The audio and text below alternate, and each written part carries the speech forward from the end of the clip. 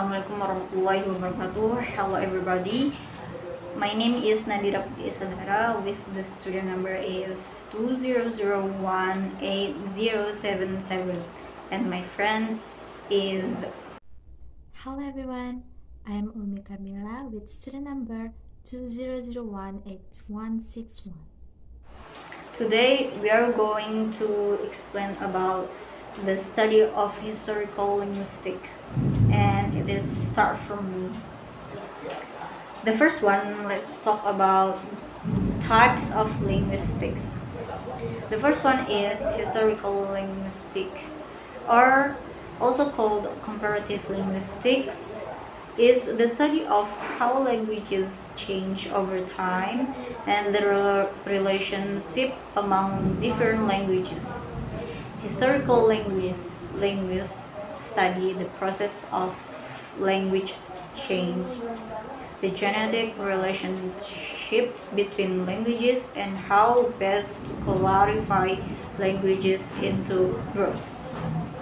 And the second one is diachronic linguistics, or meaning through time, is another name of historical linguistics. And the last one is synchronic linguistics, is the study of language at a given point in time. And then we talk about the relationship among languages. First, a language family. A language family is a group of languages derived from the same ancestral language.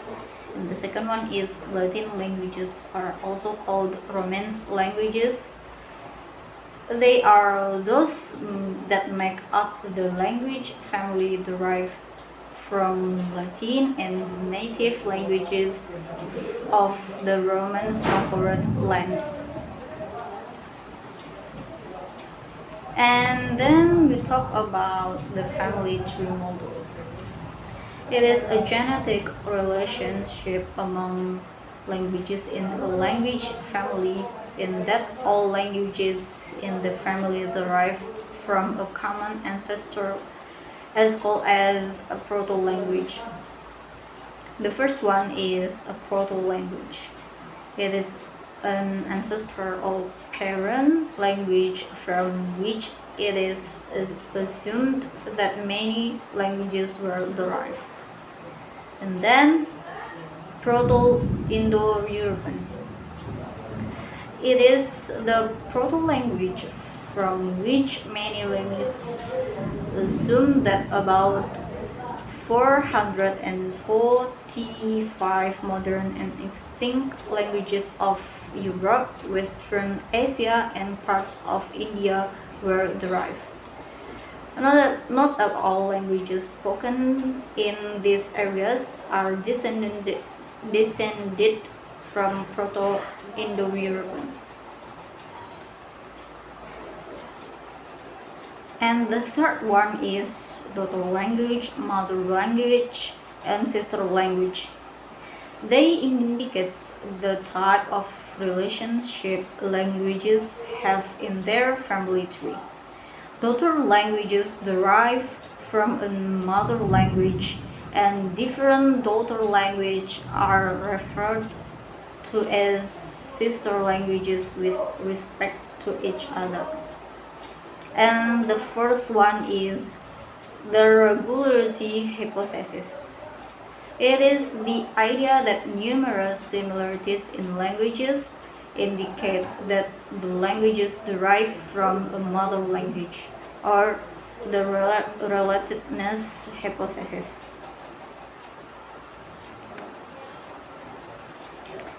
And the last but not the least, cognates. It is they are words in different languages that are related to each other because they derive from a common mother language. And the last one is Grimm's law, or also called the first Germanic sound shift. It proposed by Jacob Grimm, and it described a systematic phonological change from certain Proto-Indo-European consonants to different consonants in daughter languages. So that's all for me, and the next material will be presented by Ulmi Kamila. Thank you. Okay everyone, it's my turn and I will start it. The web model of language. Relatedness attempts to deal with some of the weaknesses of the family tree model. It characterizes a specific language change as spreading out from a central point in a manner similar to the ripples created when a small object is thrown into water. Changes spread at different rates. Some changes reinforce other changes and others interact to create additional change. An advantage of the wave model over the family tree model is that the wave model shows more precisely how languages are related. The wave diagram also represents the idea that linguistic features such as phonological, morphological, or syntactic diffuse. Its mean move from one place to another. A feature that starts to diffuse from one area, usually an area of sociocultural significance, moves to the other areas where the feature may be rejected, accepted as is, or modified to fit the existing linguistic system of the receiving group. The feature may not diffuse to more isolated areas. Different linguistic features will diffuse at different rates. Types of language change. There are 8 types of language change. The first is a sound change. It is the change of one or more distinctive features of a sound to another feature or features. The second is an unconditioned sound change. It is a sound change that appears to have happened spontaneously and everywhere, with few exceptions in the language. The third is the grid vowel shift, was an unconditioned sound change that altered all Middle English long vowels. 4. A conditioned sound change takes place only in certain phonological environment. 5. Morphological changes in a language are changes in the words of the language and include changes in the meaning of words, the addition of new words, and analogy. 6. Analogy or analogous change. It is the process whereby a dominant linguistic pattern in a language replaces exceptions to that pattern. 7. Syntactic changes are changes in the rules for structures larger than words. And the last is sociocultural changes are changes in culture that lead to changes in language or changes in language that contribute to changes in culture. The ways that take a language to change.